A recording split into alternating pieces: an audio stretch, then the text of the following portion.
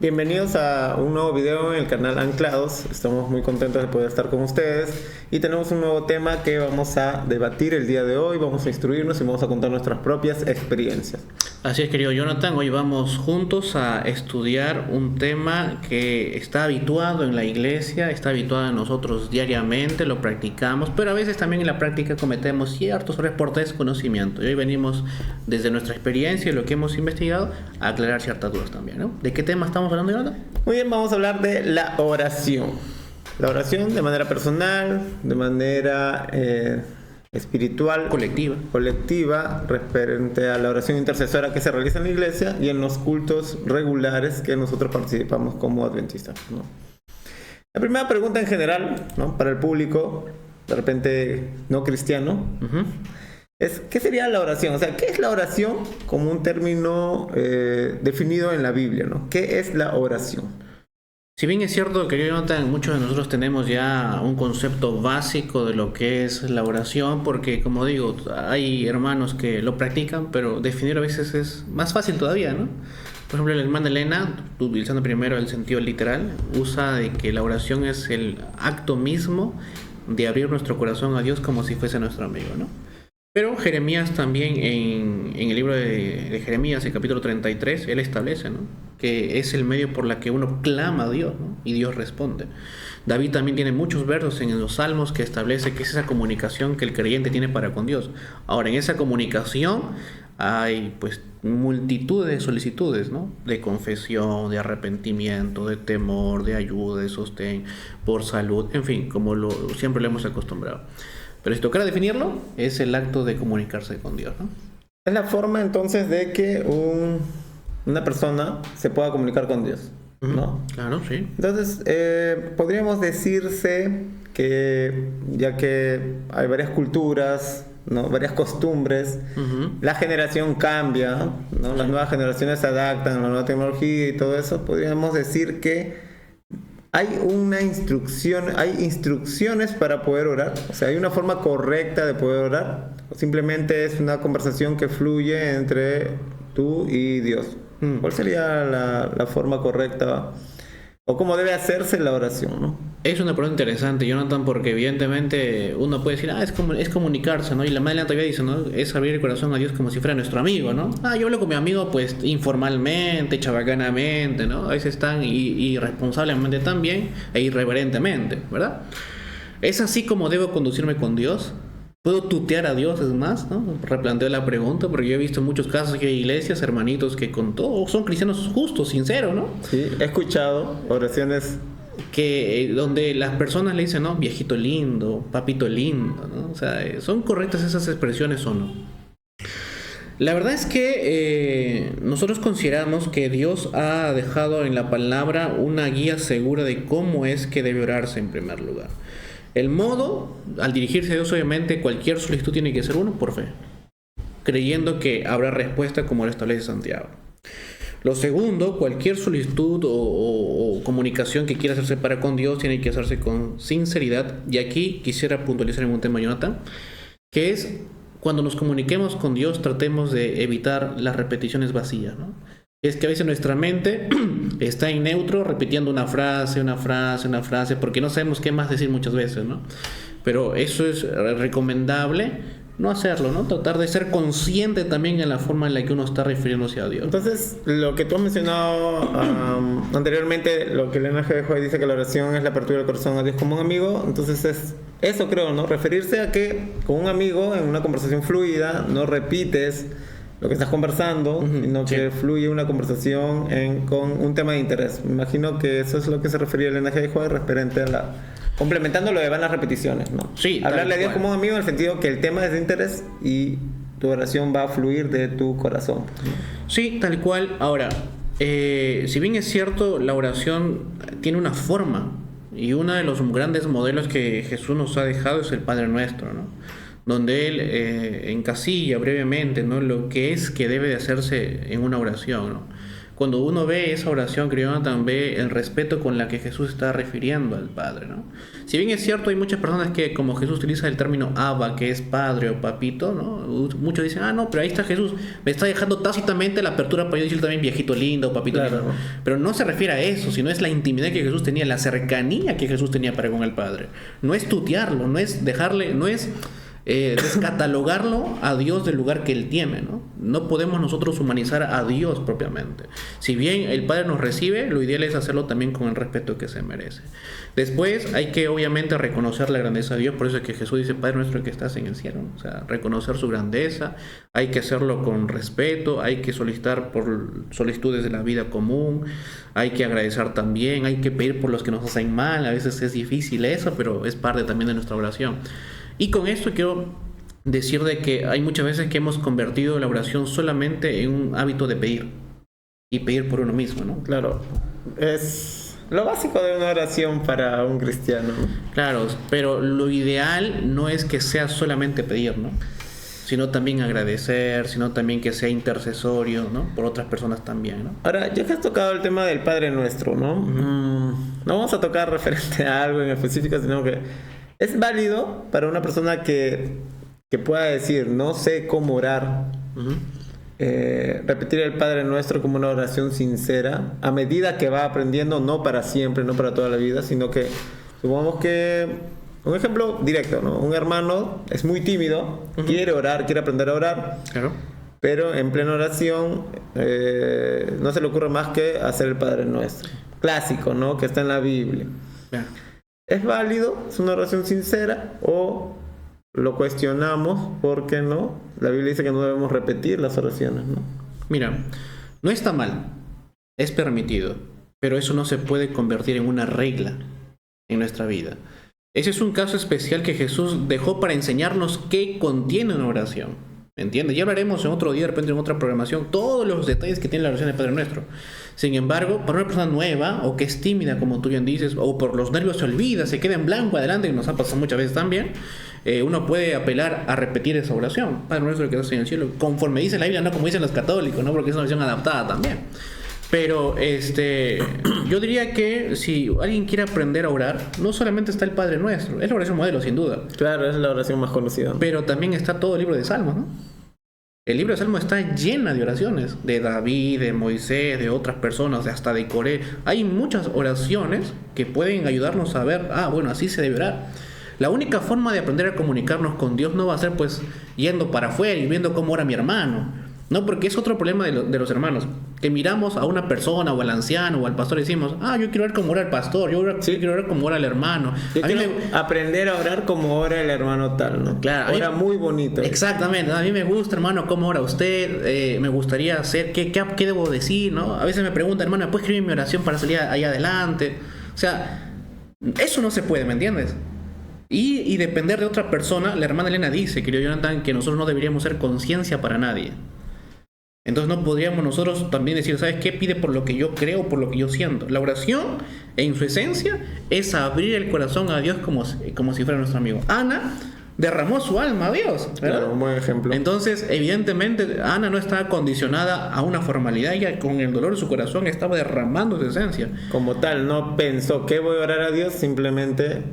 Pero obviamente que mantenía el tema de la solemnidad, la reverencia. Esa sería la palabra clave, ¿no? La oración tiene que ser sincera, tiene que tener fe, pero nunca olvidarnos de la solemnidad. Sí, tal cual. Ahora, lamentablemente, tú dices, ¿no? Una persona nueva podemos basarnos en el Salmos, porque hay oraciones muy bonitas, Salmo 51.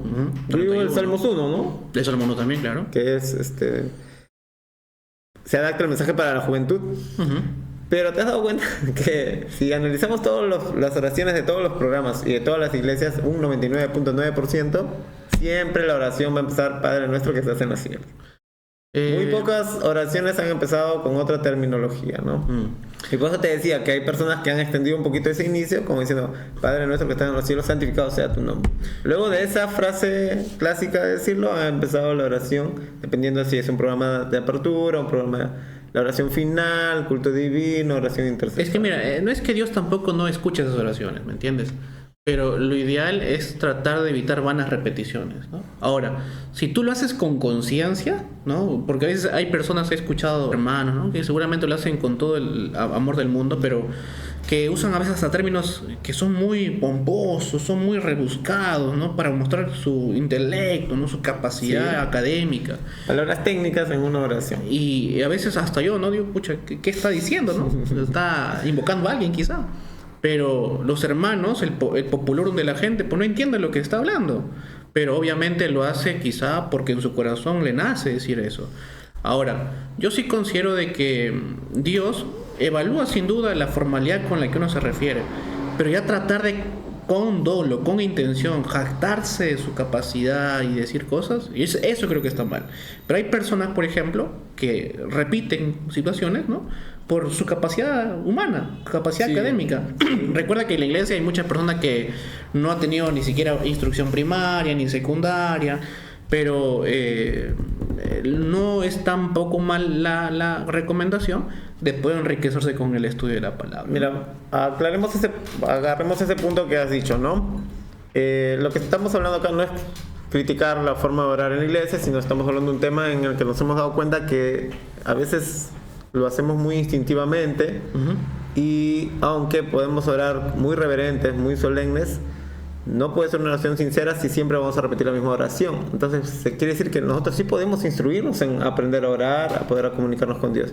Yo te pregunto, y acá va la pregunta para los dos factores que has dicho. Personas que sí, lamentablemente quieren aparentar un poquito saber en la oración y usan otras palabras o se extienden, ¿no? Y suena bonito porque hasta a veces la oración rima, ¿no? Tipo poético. Y otras personas que lamentablemente pues no, su léxico. Sí, tal cual.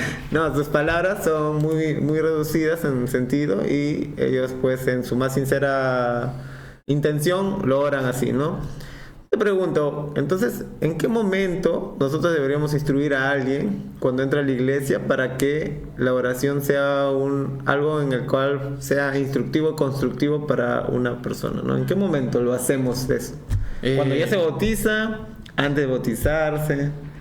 Yo creo... Pero, perdóname, pero que es un tema que no se menciona, ¿no? Claro. Hablamos de diezmo, hablamos de la ley de Dios, del sábado, y la oración la pasamos, pero no hay una instrucción muy directa respecto a cómo orar, ¿no? Es que la verdad es que es un buen tema porque en la oración está todo, ¿me entiendes? Tú puedes conocer muchas cosas, pero la oración es lo que te ata al cielo. La hermana Elena dice que la oración es el aliento del alma, lo que fortalece los tendones y los músculos espirituales. Entonces, es necesario que hablemos de estos temas, no como bien dijiste y aclaro nuevamente, no porque critiquemos nuestra iglesia, amamos nuestra iglesia, sino porque creemos que aún hay espacio para mejorar y crecer. Es el principio del cielo. Ahora, a la pregunta, pues yo considero de que el momento más oportuno que tenemos los instructores, los maestros para poder enseñar todos estos temas es cuando uno está dando los cursos bíblicos, por ejemplo. La fe de Jesús, el gran conflicto, hasta yo creo. Porque la hermana también, cuando habla del hogar cristiano, dice que a los niños hay que enseñarles a amar la oración, el tiempo de la oración. Por eso es que a veces a mí me da, y abro otra pregunta en la respuesta, ¿por qué hay niños tan irreverentes en la oración? ¿No? He visto niños cuando he visitado iglesias, no voy a decir que iglesias, ¿no? Pero que están corriendo a la hora de la oración, o están ahí con su celular, o están haciendo cualquier cosa menos orando. Y eso solamente demuestra lo que estoy diciendo antes, que no ha habido tiempo de preparar a los niños en la oración. Ahora, a un estudiante, a un nuevo, el tiempo oportuno, considero yo, es cuando estás impartiendo estas clases. Cuando se ha bautizado, ¿cuál es el momento oportuno? Las clases de escuela sabática, el grupo pequeño, ¿no? Porque quizá en la iglesia enseñarles a hacer eso es muy complicado porque la iglesia va a full, va muy rápido. Sí, va muy rápido. Entonces, el momento más oportuno es, hermanita, hoy nuestro grupo pequeño, ¿usted puede hacer la oración? Ya, ¿no? Aunque sea 3 palabras, lo puede hacer, ¿no? Como práctica, por así decirlo, claro, ¿no? De repente lo invitas al grupo pequeño, me imagino que tú dices en un compartir, puede bendecir los alimentos, ¿no? O para terminar, ¿no? Tienes razón, tiene mucho sentido, porque así perdería la timidez si es que lo tuviera, y va él mismo a aprender, ¿no? A progresar en la oración. Yo considero que aquel que entra a la iglesia sin saber estos temas, ¿cómo se conduce en su vida personal? 2, ¿cómo se conduce en la iglesia? Y después puede una persona que recién llega va a escuchar este video y decir, están criticando como estoy orando yo ahora. Pero el problema no es de él, el problema, o de ella, es el problema de que no le han enseñado a estas personas, ¿me entiendes? Claro. Por eso es que Jesús dijo que la labor de enseñanza no solamente es antes del bautismo, sino post-bautismo. Y ahí quizá entra una crítica constructiva, ¿no? Y eso sí que me parece así como crítica. Porque a veces nosotros nos preocupamos por el bautismo. Bautizamos al candidato. Ahí queda. Y a su suerte, ¿no? Y ahí creo que está la recomendación. Claro, el ministerio de conservar al bautizado, pues, ¿no? Pero hay, mira, hablando de la oración, la iglesia tiene un ministerio. El ministerio de la mujer tiene un área, ministerio de la oración. Sí. Entonces, allí también sería ideal que se hagan talleres o cursos, que se estudie correctamente cuál es la forma adecuada. Los pastores tienen que hacer el trabajo de estudio sistemático de la oración. Hay mucho material en la Biblia, los escritos de la hermana Elena para aprender. Como digo, aún hay espacio para corregirnos. No es que Dios tampoco no nos escucha, pero podemos ser mejores cada día, ¿no? O sea, no es que Dios no nos escucha, pero yo sí tengo claro eso, y corrígeme si me equivoco, en el que yo he visto oraciones muy fervientes, ¿no? Uh-huh. Pero que no hay respuesta a esa oración. Y yo creo que he considerado, y lo voy a decir rapidito, lo he experimentado, de que Dios no te contesta, y tiene razón porque la Biblia dice que a veces no sabemos pedir, ¿no? Y rapidito, más para contarte, cuando mi mamá estaba mal, ¿no? Para los que nos conocen y los que no nos conocen, mi mamá estuvo mal, 1 mes internada, entubada, y mi oración era de que si se sana o que vaya al descanso, pero no había una respuesta, o sea, entonces analizando, ¿no? Y me acuerdo que yo fui a orar con ella. Claro, consejos. Entendí ese concepto, ¿no? De repente yo mismo me analicé y dije, estoy pidiendo mal.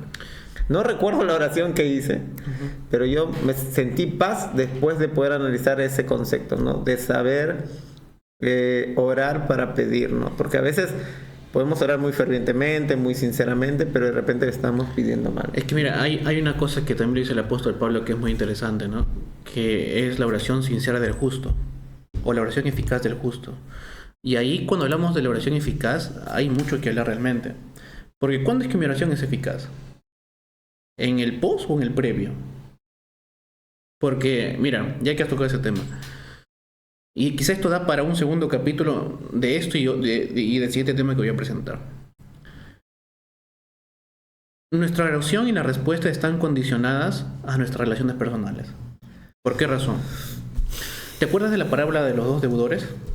Sí. Que había un señor, ¿no? Un dueño que venía a cobrar las deudas de uno, que tenía una gran deuda, y cuando este fue perdonado, fue a cobrar a uno que tenía una menor deuda, y le exigió que le pague, y lo tomó por el cuello, y cuando se enteró el maestro vino y le echó a los malhechores para que, ¿no? Bueno, ahora, esa parábola tiene mucho que decirnos realmente, porque la adoración a Dios tiene 2 formas y 2 horizontes. Es vertical, tú y Dios, y es horizontal, tú y tu prójimo. Tú no puedes decirle a Dios, Señor, perdona mis pecados, si tú con tu prójimo vives conflictuado. No es coherente, no es lógico. Esa es la mayor incoherencia del cristiano. Pide perdón a Dios por sus faltas, pero no puede perdonar a su esposa, a su esposo, a su hija, a su prójimo. Entonces, yo pregunto, y esto es un tema para la próxima semana quizá, el perdón. Dios, viendo que tienes odio en el corazón, que no perdonas a tu hermano, ¿será que va a escuchar tu oración sincera? ¿Será que esa oración va a dar resultado realmente? Entonces, la oración no solamente es una cuestión de que yo y Dios, no, es que la adoración tiene 2 vertientes, 2 polos, vertical tú y Dios, y horizontal. Por eso es que la parábola de los deudores es bien clara. Conmigo estás a cuentas, pero con tu prójimo. Claro, porque en la parábola que mencionas, el deudor con la máxima deuda que tenía, ¿no? Le ruega sinceramente, o sea, no lo hace para que le perdonen porque se está haciendo el triste, no, con sinceridad pide perdón, ¿no? Y el amo, hijo, tuvo gran misericordia. Porque vio, pues, ¿no? Su sinceridad, claro. su ruego, claro, ¿no? Sincero. Pero ¿qué pasa cuando este mismo caso se aplica con el prójimo?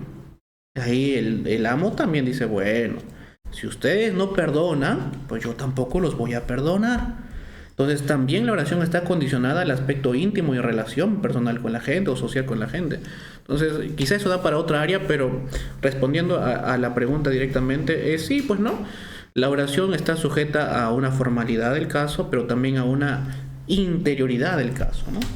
Ahora vamos a un punto en donde la juventud, ¿cómo podríamos usar la palabra? No detesta, sino se aburre con las oraciones largas. Ahora, vamos a preguntar, en los programas de culto de la iglesia, las oraciones deben ser largas, por ejemplo, al inicio del programa, al final del programa.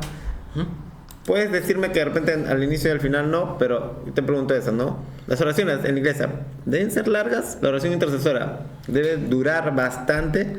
Debe hacerse pedidos de oración y nombrar pedido por pedido. ¿Cuál sería tu respuesta? Bueno, yo no soy una verdad tampoco al 100%, pero es nuestra opinión de lo que hemos buscado y leído, obviamente. Es una problemática que hay con los jóvenes. He sido maestros juveniles y los juveniles se quejan. Siempre me decían, ¿no? ¿Quién va a hacer la oración intercesora? Tal hermano. Me decían, hermano, por favor, dígale que ore poquito, me duelen mis rodillas cuando él ora. Sí. ¿No? Entonces, por eso yo te digo. Mira, hay hermanos que dicen que toda oración es de rodillas, por ejemplo. O sea, Dios no escucha las oraciones de pie. O sea, hay personas que son, perdón por la expresión, pero son muy radicales en ese aspecto. Sí, hasta he escuchado fanáticos eso. de la formalidad. Ahora, nunca la formalidad va a estar sobre el fondo. Las dos van de la mano. Forma y fondo son importantes en cuanto a la oración y la conducencia del creyente. Pero ahora, la hermana Elena, yo justo aquí tengo una cita en Consejos para la Iglesia. Consejos para la Iglesia. ¿Me entiendes? En la página 307 dice, cuando oréis, sed breves y directos. Y ahora, también habla de los que predican en el púlpito. Nosotros que tomamos el púlpito como ministros o los pastores. Dices, no prediquéis al Señor un sermón en largas oraciones. Es decir, a veces, queridos hermanos, con toda sinceridad, ¿no? Estamos ahí, ¿no? Con toda la emoción a veces, porque claro, el sermón a veces cala, y sabemos que hemos preparado un buen sermón, que nos presentamos. Y en plena exposición a ti mismo te ennoblece el corazón. Claro, y empiezas a hablar ahí, pero tú pierdes la conciencia de que hay una iglesia que está ahí orando. Si está sentadita, bien. Si está de pie, ya es un problema. Pero si está de rodillas, es un grave problema. Entonces, yo considero de que... No, ni siquiera considero. Hay un escrito, está. Claro. La hermana Elena dice directamente que las oraciones de cualquier índole tienen que ser, al menos en la iglesia, tienen que ser breves y directas. Ahora, al punto, ¿no? Hay tipos y tipos de oraciones, ¿me entiendes? Las oraciones doxológicas de apertura de un servicio son muy breves, apuntan solamente a la invocación de Dios en la reunión. Ese es el fin, ¿me entiendes? No es que he escuchado a mis hermanitos por desconocimiento, están en la doxología y están pidiendo por los hermanos enfermos, para que aceleren el paso, para cualquier cosa, menos lo importante, que sea Dios la persona que esté acompañándonos en este servicio. Porque son oraciones doxológicas, son las primeras que se hacen, ¿me entiendes? Ahora, después, la que tú decías, las oraciones de intercesión, ¿no? Que uno hace los miércoles de noche, por ejemplo. Termina el sermón y empezamos el espacio de la oración intercesora. Yo ahí sí tengo mis reparos. ¿Cuál es tu reparo? Yo considero de que... Y la iglesia tiene un buen método los sábados a menos. Y hubo una buena iniciativa, pero que por la costumbre pesó más que la iniciativa de la iglesia misma. ¿A qué voy? Los sábados, por ejemplo, al ingresar, no sé si es en tu iglesia, en la mía la hacen, entregan los papelitos de oración. Los sábados, ¿no? Entregan los papelitos de oración. Lo mismo, me imagino que es la misma situación que tú. La costumbre le ganó a eso, ya no se hace. La costumbre le ganó a eso, exactamente. Pero en mi iglesia entregan para que la persona coloque su pedido, ¿no? Y en alguna parte del sábado, esa oración, pues, se recoge y se quema, ¿no? Eso es lo que se hace. Sí. Ahora, la programación de la iglesia decía de que se recoge en el culto divino, ¿no? Sale la persona del responsable de mi celebración, recogen los pedidos y la hermana sale, ora por los pedidos en forma general, luego va y se quema. Esa forma me parece excelente, ¿me entiendes? ¿Por qué yo digo que quizás es hasta inapropiado a veces hacer todo esto? De lo contrario, a veces termina el sermón y el hecho de preguntar, hermanos, pedidos de oración, todos los pedidos son de salud. Sí, la mayoría. La mayoría de las personas va los 2 miércoles de noche para decir, hermanos, quiero que oren por mi tío, por mí, por mi tana. O por la vida espiritual. Por la vida espiritual me parece perfecto. No, porque, o sea, me refiero a que dicen por la vida espiritual de mi hijo que se salió de la iglesia, o sea, claro, hacen muchas especificaciones, ¿no? Pero la hermana sí dice, ¿no? Mientras que sean pedidos de fortalecimiento espiritual están válidos. Pero tornarse solamente los miércoles para pedir salud, salud, salud, salud, salud. Yo considero de que todos adolecemos de algo en la vida, ¿me entiendes? Sí. Ahora, lo que dice el apóstol Pablo es la intercesión intercesora privada. Yo orando por ti, por ejemplo. Me enteré que estés mal, yo oro por ti. Yo sé que tu mamá estaba mal, yo oré por Claro, tu mamá. ¿no? Oración intercesora. Orar unos por los otros. Solamente que cuando hablamos de la colectividad y hablamos de la iglesia, hemos hecho un rito, ¿no? Más solemne en la que el hermano abiertamente manifiesta su oración. Y ahora mira, y aquí está mi reparo. Yo considero que Dios escucha las oraciones. ¿Me entiendes? Pero así como Dios escucha las oraciones, también el enemigo escucha las oraciones. Entiendo. Y yo estoy de acuerdo con que la persona escriba su pedido. Escriba, doble el pedido y va, ya no tiene que testificar de su pedido. Y lo deposita. Lo deposita y se quema. Y solamente él sabe cuál es la solicitud de la persona. Pero ahora, decirlo, hay hermanos que me dicen, hermano Jean-Pierre, mi oración ha sido respondida. He estado pidiendo trabajo y ahora tengo trabajo. Y le digo, ¿así? Sí, hermano Jean-Pierre, ahora tengo trabajo. Lo malo es que tengo que ir los sábados. Y yo pregunto, ¿acaso es que Dios va a dar la respuesta a esa oración dándote un trabajo para que vayas el sábado? No, pero hermano, yo todos los miércoles he venido orando y Dios me ha dado este trabajito. Solamente que me están pidiendo que vaya el sábado. Pero ¿Dios respondió? No. Ahora, el enemigo también tiene poder para responder ciertas cosas. Y es muy astuto porque sabe que dando lo que anhelamos va a hacer que la persona se desvíe del cauce, ¿no? Y ese va a ser otro tema porque la Biblia, el ángel de Jehová dice que el enemigo sí interviene para aparentar la respuesta de Dios. Sí. Y tú en tu desesperación, por así decirlo, en tu necesidad, eres atraído hacia ese lado, ¿no? Pero... Sí, sin duda. Por eso digo yo, a mí me parece que Jonathan, de que los miércoles a menos deberían todos escribir su pedido. Tiene sentido, es tu apreciación y coincido contigo, ya lo hemos conversado muchas veces con amigos y todos respecto a ese tema, ¿no? Yo más que nada por la piedad de los hermanos, porque si bien es cierto el diablo puede tentarnos a nosotros, personas que son más fuertes espiritualmente, si van a saber ver que esa bendición no viene de Dios directamente, pero los hermanos nuevos, los más débiles espirituales, van a pensar que sí es una respuesta divina, ¿no? Entonces, mira que cuando yo era niño, yo siempre pensaba eso, de que en oración, porque me decían así directamente, ¿no? Dios lee los pensamientos, pero el enemigo no puede leer tus pensamientos. No. Y yo de niño hacía esto, mira, inclusive decía, no voy a hacer ninguna expresión cuando esté orando, porque el enemigo, si de repente ve mi cara triste, va a saber que mi problema, estoy orando justo de ese problema, ¿no? Claro. Entonces, hasta ahí era mi idea respecto a ese punto, pues, ¿no? Claro. Pero es curioso, querido Jonathan, porque yo veo la experiencia de Ana, ¿me entiendes? Y en la experiencia de Ana, por ejemplo, Ana ejemplo ese. No hablaba su oración en voz alta. Hay hermanos que dicen, no, hay que declararlo, ¿no? Hay que estar tan en moda el tema de declarar, manifestar y tanta tontería más. Eso no ocurre con Dios, ¿me entiendes? Dios es un Dios que en lo secreto recompensa. Ahora, Ana dice la Biblia que oraba y solamente se movían sus labios, mas no salía palabras. Por eso es que Elí cuando la ve dice, oye, tú estás borracha, ¿no? Por favor, dijera tu vino, ¿no? Pero evidentemente era el dolor de su corazón. Yo creo que esa oración es una oración modelo. Porque mira, una vez que declaramos o decimos, el diablo ya sabe. Pero el diablo, ¿sabes dónde no puede hacer? ¿Dónde no tiene poder? ¿Dónde? En la mente. Entonces, mientras que nuestra comunicación sea intelectual o mental, ahí el enemigo no puede entrar y ahí no sabe nada de lo que está diciendo. Es como una conexión privada. Por eso es que yo digo que eso tiene que ser muy astuto para también pedir. Inteligente, ¿no? Ahora, mira, ese punto de hacerlo en privado más sería como una necesidad, una debilidad que tienes para pedir a Dios, ¿no? Ajá. Porque hay ejemplos en la Biblia de oraciones espontáneas de agradecimiento que han alzado los brazos al cielo, mirando al cielo y orando y agradeciendo a Dios, ¿no? Entonces, sí. Que casi ahí, pues, es por la emoción en el momento que he visto hermanos agradeciendo así, ¿no? Pero eso también da la idea de que hay hermanos que cuestionan, ¿no? No, toda oración tiene que ser con los ojos cerrados. Y mirando hacia abajo. No, tiene que ser... Claro, o sea, lo reverente y la fórmula... Volvemos a la forma. Es que la hermana habla del respeto y la reverencia a la oración. El postrar su rostro, por ejemplo. Sí. ¿No? Que es, obviamente, colocar el rostro con solemnidad, ¿no? Y hablar con Dios directamente. Pero en lo que tú mencionas... Evidentemente es la experiencia que Jesús mismo tuvo, ¿no? En Juan capítulo 17, versículo 1, Jesús está mirando al cielo.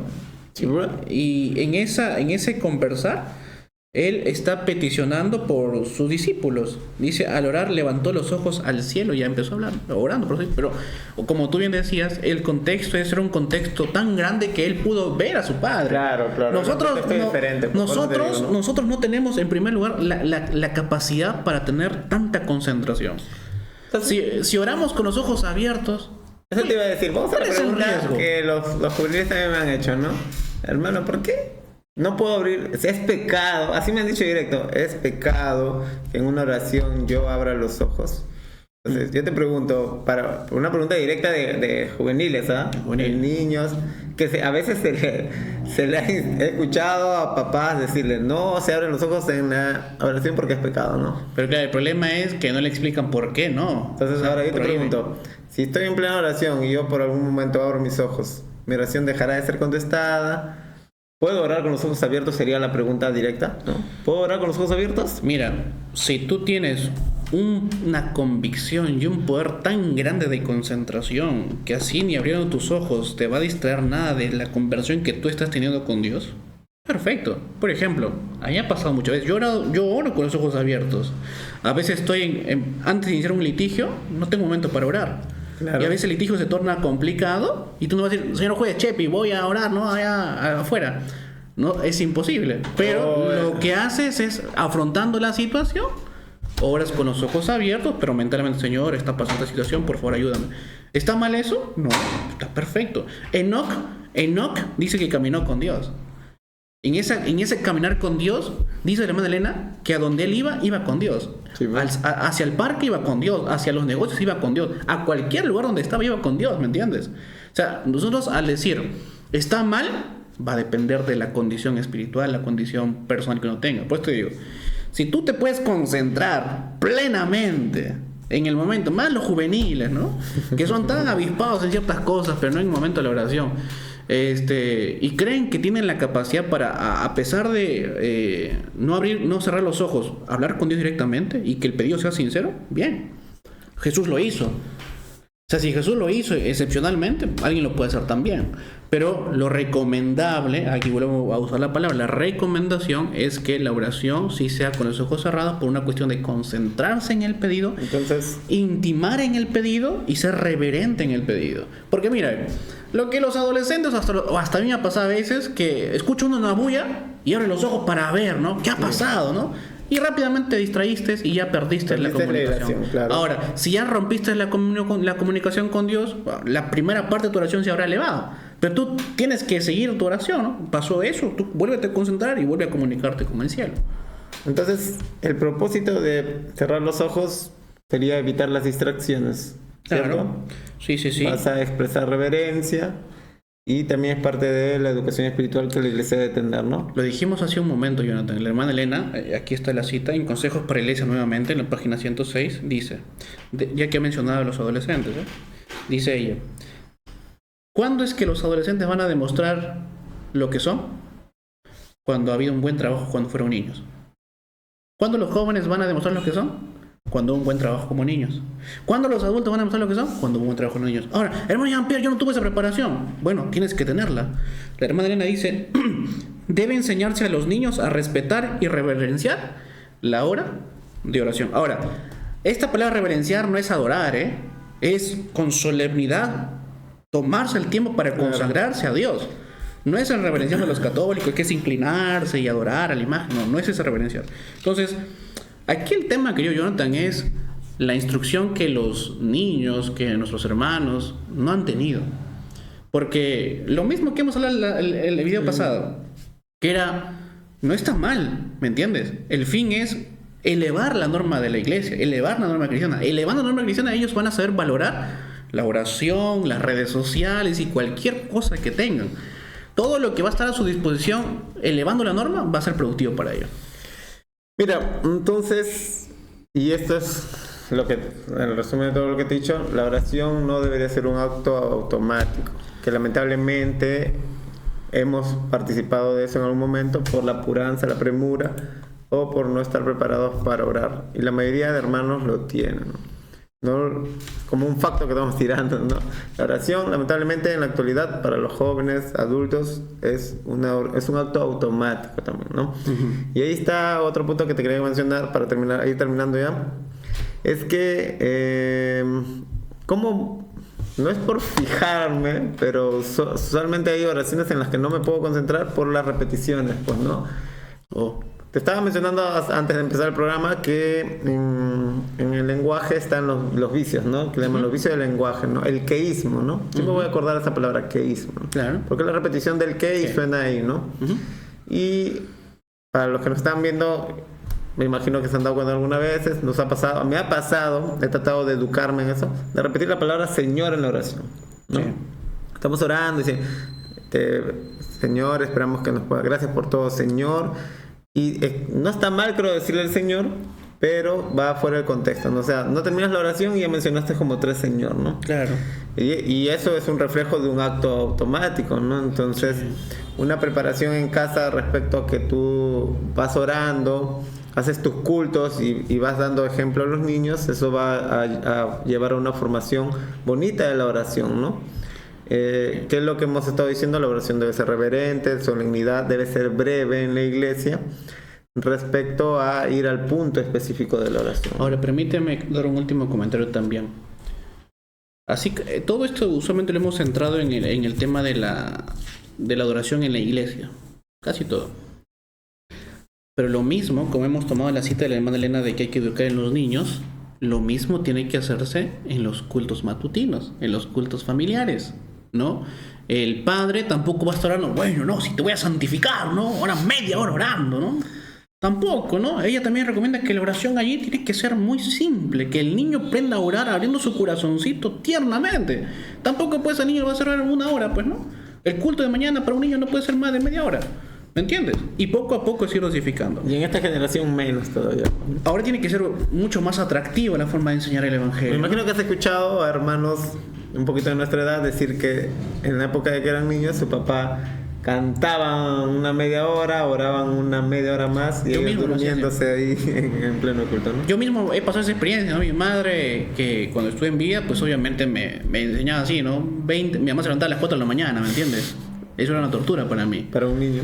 Me levantaba a las 4:30, 5 de la mañana y había que cantar media hora, había que orar unos 10 minutos, había que leer media hora la palabra. O sea, yo en los primeros años de mi fe decía, wow, esto es ser adventista, no quiero serlo, ¿no? Por favor, auxilio. Luego, cuando fui estudiando, le dije, mamá, mira, ve, yo estudiaba no para consagrarme, sino para excusarme cuando mi mamá, no debes hacer esto, mamá, ¿no? Y los dos aprendíamos, sin duda. Ahora, hablando del queísmo en forma de cierre, ya el Señor Jesús lo dijo, ¿no? En Mateo 6, capítulo 6, versículos 7 y 8, Él dice, ¿no? No hay que usar las vanas repeticiones. El fin, queridos amigos, es que exista una expresión natural del corazón. Y a veces, como hemos dicho, eso responde quizás a situaciones de nervios, que te quedas en blanco, pero no hay que rellenar, ¿no? Con palabras que a veces no son ni provechosas para la oración misma. Tratemos de ser sinceros con Dios. Señor, ahora estoy muy nerviosa, ¿no? Por favor, ayúdame. Pero tengamos una oración consciente, ¿me entiendes? Cuando la oración es inconsciente, hablas en automático, dejas que tus palabras, es como Pedro, ¿no? La lengua en quinta y la mente en primera, ¿no? O sea, no debe ser así. La oración tiene que ir acompañada a paciencia, paso a paso. Yo creo que el mejor consejo que podríamos darles, queridos amigos, es que lean la Biblia. ¿No sabemos orar? Simple, la oración está... Hay tantas oraciones en la Biblia, tantos modelos y tantos personajes como para decir, no me gusta cómo oraba David. Bueno, ahí está Salomón también, está Moisés, tantas personas que han orado. Entonces, aprendamos de ahí. Pero, ojo, la oración es la manifestación pura del corazón. No es copiar yo a mi hermano o decirle a mi hermano que me escriba la oración. Yo me acuerdo que, y con eso termino, que antes cuando iban a salir al culto divino y había una persona que como que tambaleaba en la oración, trastabillaba, se le escribía en la oración y la persona leía la oración. Y yo vi y he leído que está mal hacer eso, ¿no? No podemos hacer, porque la oración es la del corazón. Hay que dejar que la persona fluya en la oración, ¿no? Obviamente con los principios que hemos dado, pero que sea finalmente sincero, ¿no? Tienes razón. Mira, a ver, no importa, acabo de leer una frase que dice, ¿no? Así que no importa si estás arrodillado, caminando, llorando en silencio, ora siempre, ¿no? Porque cuando oras no estás solo, ¿no? Vas a estar conectado con Dios. Y así como vas orando, vas a ir practicando, vas a ir aprendiendo y la conversación siempre va a fluir con Dios. Pero si oras poco, obviamente que tu oración va a ser pobre, pues, ¿no? Mientras más oras, más conectado estarás y permanecerás anclado. Muy bien, nos hemos extendido, creo, ¿no? Un poquito. Dijimos que hacer en menos, pero sí. Creo que fue necesario. Muy bien, es el tema que hemos querido tratar el día de hoy. Vamos a despedirnos ya, esperando que nos puedan seguir en el próximo video, ¿no? Así que amigos, no se olviden, no naveguen solos, permanezcan anclados. Dios los bendiga.